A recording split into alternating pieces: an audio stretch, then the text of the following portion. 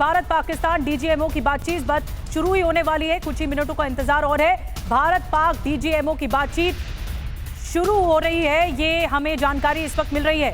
Ceasefire की शर्तों पर बातचीत की जाएगी, ये अहम बड़ी बात है।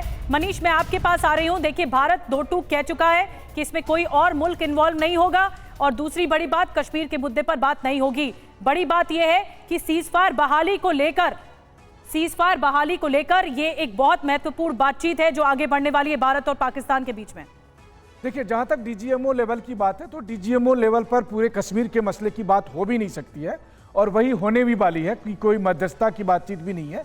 डीजीएमओ लेवल पर जो बातचीत होगी वो क्या है, जिसकी जानकारी अभी अभी सुमित ने भी दी है कि डीजीएमओ लेवल की बैठक शुरू हो गई है। दरअसल डीजीएमओ लेवल पर सिर्फ ये बात होगी कि सीज फायर जो सीमा पर जो है वो हालात दोनों साइड किस तरीके से मेंटेन रखेंगे।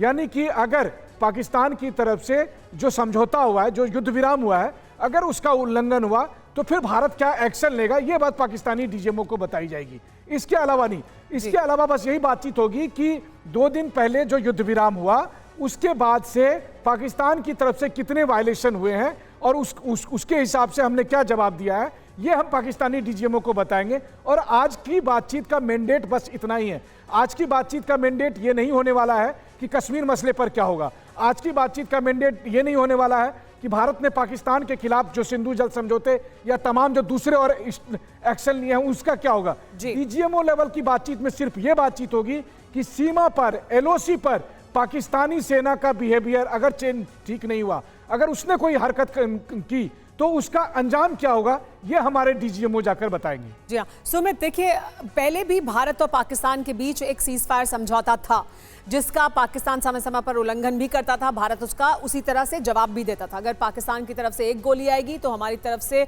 6 गोली जाएंगी, ये पहले से होता रहा है। लेकिन अब पिछले कुछ दिनों के दौरान पाकिस्तान की तरफ से सीज फायर वायलेशन बढ़े और फिर हम तो खैर इस स्तर तक पहुंचे जिस तरह का तनाव हुआ। तो अब क्या वापस हम उसी तरह के सीज फायर की बात कर रहे हैं या इसमें कुछ और नई मोडालिटीज हो सकती हैं? क्या इसमें कोई परिवर्तन हो रहा है? क्या कुछ है जानकारी?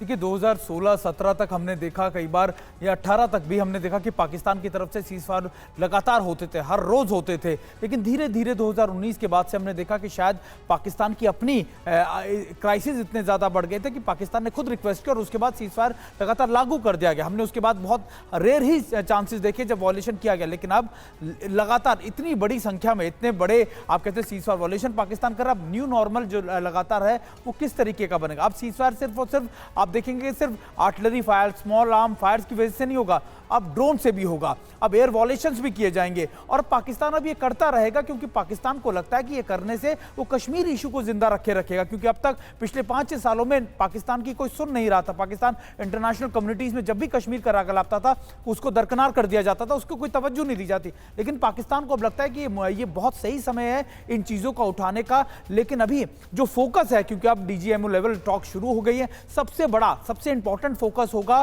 कि मेंटेन रखना सीज फायर को, मेंटेन रखना वहां की चीजों को। और अभी पाकिस्तान कोशिश करेगा कि भले ही अभी वो मान जाए, लेकिन समय समय पर वो दिखाने की कोशिश करेगा कि कॉन्फ्लिक्ट जिंदा है, ये इशू जिंदा है, और इसी के बेसिस पर पाकिस्तान आर्मी का सर्वाइवल अभी और लंबे समय तक चलेगा। लेकिन अब दिक्कत आएगी ये कि पाकिस्तान को भी अपनी स्ट्रेंथ को अपने पाक अफगानिस्तान बॉर्डर हो, बलूचिस्तान से निकालकर दोबारा से एलओसी पर रखना पड़ेगा, जो पिछले 5 सालों से डाइवर्ट कर बैठा था। यानी अगर उसे ये करना है, ये उल्लंघन उसे करते रहना है, या ये उसकी रणनीति का अगर हिस्सा होगा, तो फिर उसे डिप्लॉयमेंट भी बढ़ाना पड़ेगा, उसे यहाँ पर खर्च भी बढ़ाना पड़ेगा, और ये शायद पाकिस्तान के लिए अफोर्ड करना मुश्किल होगा। और भारत लेकिन क्या जवाब देगा, वो भारत के डीजीएमओ की तरफ से उनको साफ किया जाएगा, बताया जाएगा कि अगर सीज फायर उल्लंघन होता है तो भारत किस तरह से जवाब देगा।